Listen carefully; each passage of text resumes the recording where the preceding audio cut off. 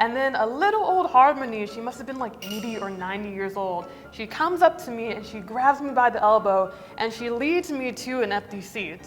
And at this time, my Korean was like super bad, so I had no idea what she was saying to me. But I imagine it was something like 안녕하세요 여러분, 제 이름은 신다야. 안녕하세요, 로스앤젤레스 온 사람이에요. 안녕하세요. 제 이름은 파리스입니다. 미국 사람이에요. Like she mentioned, we both studied at Yonsei University in 2014. 7 years ago. And so that's how we met. I actually came back to Korea in 2016, so I've been here for 5 years. You came back in... I came back in 2017, but my first time in Korea was actually in 2012. So once we both were living here again, we reconnected and we were like, hey, I got a crazy idea. Let's live together. Let's party. We spent our first year together just partying silly. I mean, like, Korea parties like no other. So our first year was partying together, and then we're like, hey, you like YouTube, I like YouTube. Let's live together and then do YouTube gigs like this. I do nowadays. I didn't when I first came to Korea. It was a little intimidating, but that was just because I was ignorant to how wonderfully convenient and easy it is. Now I take the subway almost everywhere, and it is the best. I remember staying in New York City, and the subway is so dank and dark and hot and just ugh. But in Korea, it's air conditioned everywhere. There's like, you can watch TV, they have Wi-Fi. It's amazing. I love it. Yeah, I also take the subway a lot, especially since right now we live next to Express line number 9. So anywhere we want to go in Seoul, we can get there pretty fast because it skips stations.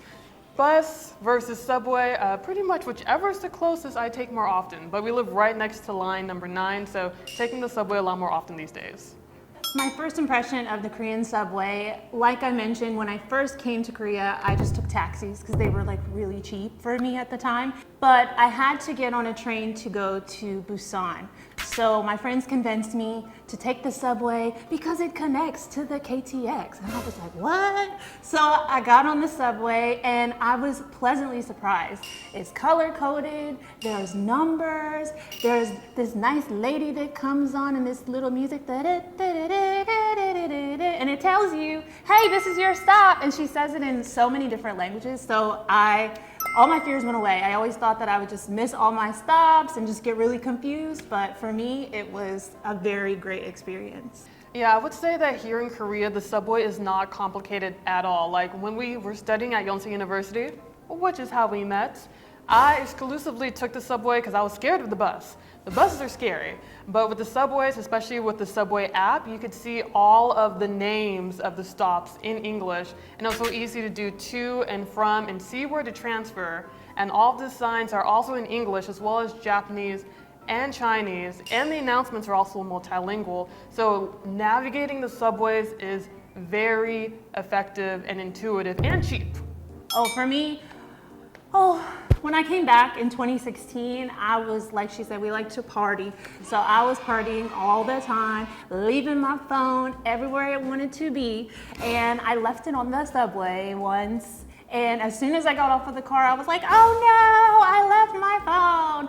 But conveniently, all of the cars are marked, the floors are marked. So you can know, if you know what time you were on the train, what time you got off of the train, and what car you were on, it's very easy to find. And luckily, all I had to do was go to like 3 more stops, and I was able to get on that exact same car and get my phone. It was crazy. Yeah, for me, I really appreciate that Korean subways, you can exist in peace. In places like Los Angeles and New York, you have a lot of interesting people who are on the subway, and especially if you're, cute or something, they're gonna talk to you and harass you and follow you. In Korea, it's a place where everybody goes to take it. People are silent, people are way more involved with their phones than they are with you. Using that free Wi-Fi. I think that it's definitely safer to be, especially as a woman on the subway, versus in LA or New York, especially late at night. You can't be in the subway because somebody might rob you or worse. One time, there was another foreigner, he was like a foreigner ajashi, and he saw me and he was sitting in the elderly seat and he said, "Oh, come sit down with me." And I was like, "No, I'm not supposed to be there, but I've been requested." So then I ended up sitting in the elderly section and I felt very awkward and out of place because I knew I wasn't supposed to be there, but someone requested me to be there. So it was a battle of, do I sit or do I not? I had a similar experience, except it was a Korean ajumma. Sitting in the senior citizen section, I was wearing high heels and I was doing like, the little shifting my weight because my feet were hurting. And she was like, "Hey, come here, come sit next to me." And I was like, But I was really confused because she was a Korean woman telling me to sit down in a restricted section. So I didn't know what to do. And I was like, I don't want to offend her. What do I do? I ended up sitting down, but just for a second. And then as soon as other people came on, I got up and like pretended like I was giving the seat away.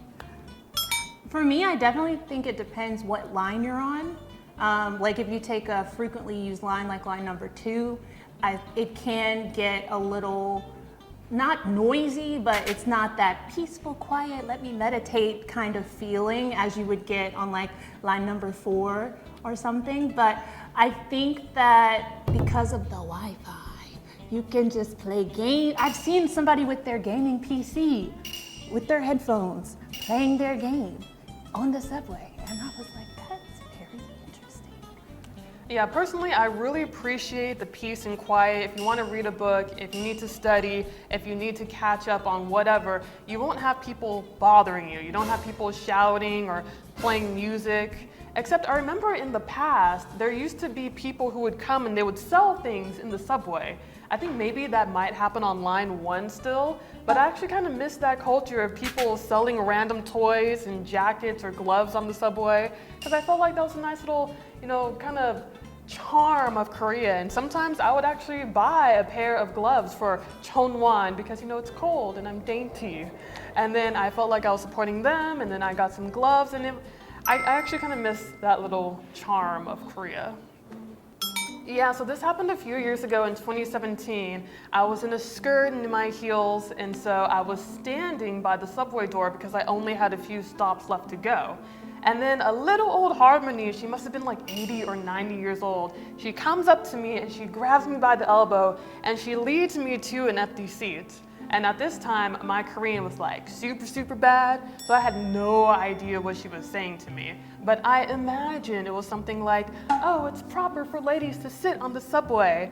And so I'm just watching like, and everyone on the subway is like, So I thought that was really cute that an ajumma cared. I mean, not an ajumma, that a harmony cared that much to like see me and guide me to an empty seat to make sure that I was comfortable.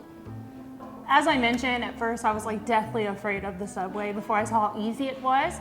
But at times when you're going to a new location, it can get confusing. Like I know like Sojong-yok and like Sorong-yok, they're like very similar in the romanization. So I have made that mistake time and time again. And one Halmoni, she was also a Halmoni, saw me like looking, I guess I was looking real confused. And she came up to me and she asked me in Korean, "Do you need help? Where are you trying to go?" And my Korean also was like not that great, but it was good enough for me to like kind of do some basic, "Oh yes, please, thank you, 주세요, 주세요, help me." So that was a very, very heartfelt and rewarding experience for me, to just have someone observe that I'm struggling and offer to help me. Jung. So from my understanding, Jung is loving and caring about someone to where you will do just almost anything for them. You'll push them away from a bus that's coming and you'll take the bus for them. And I think that that is very unique to Koreans because they seem to do it for not just like a lover, but also for their friends. And to me, it's very different from from the US in my experience, especially with friendship. So friendship is you know, supposed to be long lasting, but I don't know many of my friends that would like dive in front of a moving bus for me. But someone, my family or someone who loves me, like my boyfriend, I definitely can see him doing something like that for me. But in Korea, they do it for their friends, they do it for their family, for their boyfriend and their girlfriend, and it's really amazing to see, especially out on the street. I see it all the time with couples.